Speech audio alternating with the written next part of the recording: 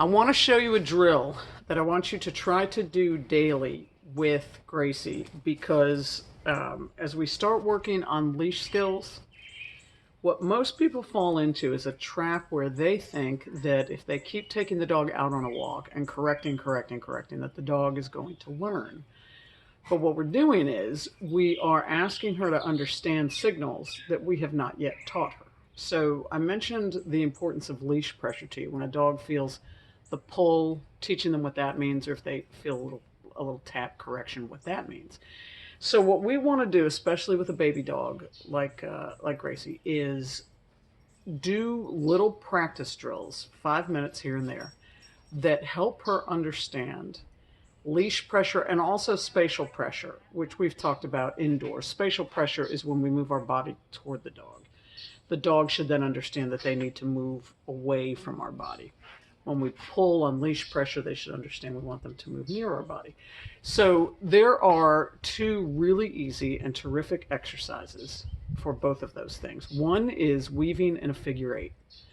I find doing figure eights easier if I have something to weave around. Three things specifically, and you can see behind me these three posts from under my house. I use those. You could put anything out. You could put lounge chairs, beach chairs, towels, anything that marks a spot that you're going to weave around. And you'll see as I start taking her on this weave that sometimes she's on the outside of me and I'm guiding her, and other times she's inside of me. And that starts helping build her understanding of leash language as well as how she stays with me. And what you may or may not see, but I'll go ahead and give you a heads up on it, is that when she is where I want her to be, I make the leash really loose. I'm very deliberate about that. She can walk around and pull on the leash and tug. I'm not going to correct her. What she's going to find is as she starts following me the way I want, the leash goes loose. That's the important communication, okay?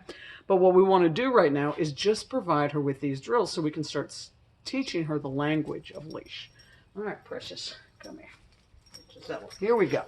Whether you walk her on the right or the left really doesn't matter to me. And you can switch it off because she should be able to handle either side. All right, here we go.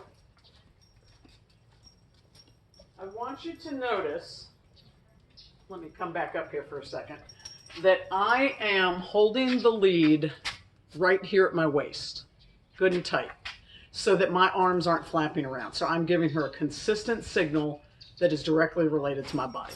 Here we go. So notice that I don't start speaking to her. I just move her over. She was getting in my way, so I moved her over with the leash. She's dragging behind. I don't care. No talk right now. This is a very physical, mental exercise for her. And notice that my hand is staying on my waist. She cuts in front of me, I move her over. And I don't say anything to her, because there aren't any words that are going to explain this. So talking, she's hesitating, she's looking over at Bentley. I don't say anything. What I want is for her to get used to the idea that she is following me. See, now that time she didn't cross over. That I'm the one who is deciding where we go. And I do it by just going. So she's giving me a little resistance. She's a little tired. But notice now she's already not cutting in front of me. So just for fun, I'm going to switch to the right side. She was on my left side then. Same thing. Fairly a shorter lead. I've probably got it almost half of the full length of the lead. On my hip, and off we go.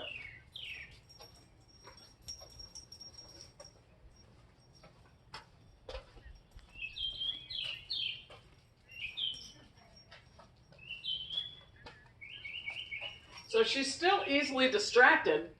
I'm not going to try to compete with all that. I'm just going to make it clear that she doesn't have any choice. And if she starts getting really distracted, I might pick up my speed a little bit. And then I'll slow it down again. Ebb and flow. I do want you to notice that already with these figure eights, she has stopped crisscrossing in front of me.